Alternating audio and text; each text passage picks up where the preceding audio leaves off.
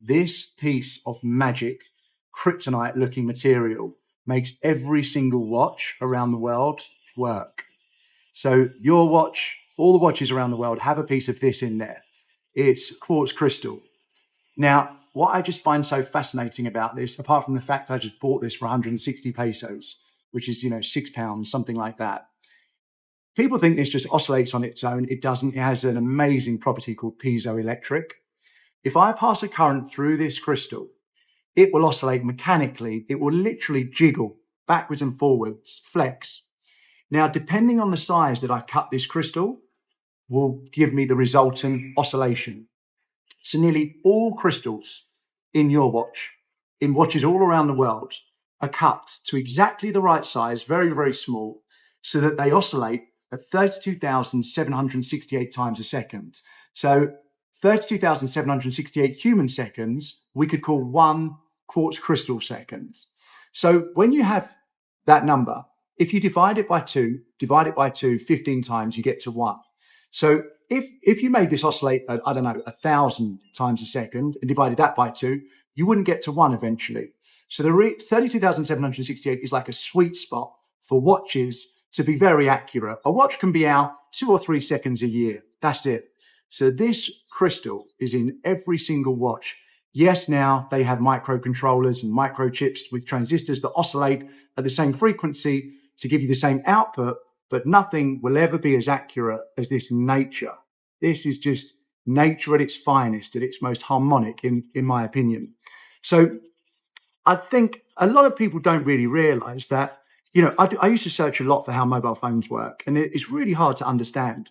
But in fact, your TV, your mobile phone, they all have a form of this inside.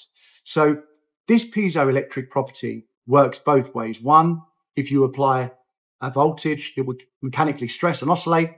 But also, if you mechanically stress it, it will then give a voltage. So if I mechanically stress this, I can make it give me an alternating current. If I then attach an antenna, really simply, you can do this like very simply, attach an antenna. Up and down the antenna will oscillate electrons at exactly the frequency you want. So you cut this crystal, you put it in your TV, let's say. Your TV aerial will have electrons oscillating up and down it. That moving electric field will create an electromagnetic field, which will go out and send you a signal. Now, obviously, it's more complicated than that. All this does is create what's called the carrier signal, which let's say it's 50 megahertz, 50 million hertz. You then need a mixer, and you then need to send the information, the data into that mixer and have it's called a Fourier transform wave, but you have a wave that has the carrier wave and the data on it. So your TV uses it, your mobile phone uses this crystal. Now, they might use a newer form, which, as I say, could be a microcontroller or microprocessor, but essentially, many TVs still use this quartz crystal. If you look back at World War II, in fact, they used to cut this quartz crystal, and this what was used for radar. So they would make the radar exactly the right frequency that they need. If you've seen things spinning around on top of boats or on top of buildings, that is a radar. And the radar would have a crystal inside, just like this, but cut to perfection. And it would send out an electromagnetic wave, exactly how I just explained to you. And it would turn around. It's like if you've seen on the James Bond film, you see the line spinning around and it makes a noise. It sends out the signal at the speed of light, the electromagnetic wave at the speed of light. It measures the plane or whatever it's looking for. It sends it back. It measures the time difference, or we can call it the Doppler shift. And when this crystal receives back, it actually needs the crystal to receive the information because it's what's called a resonant frequency. And this crystal receives the information back and would tell you how far the plane is away.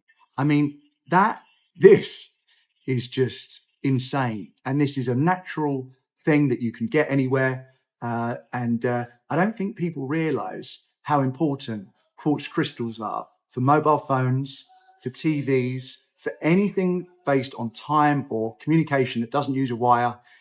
It's just pretty much in everything that we use. And to me, this makes the world go round.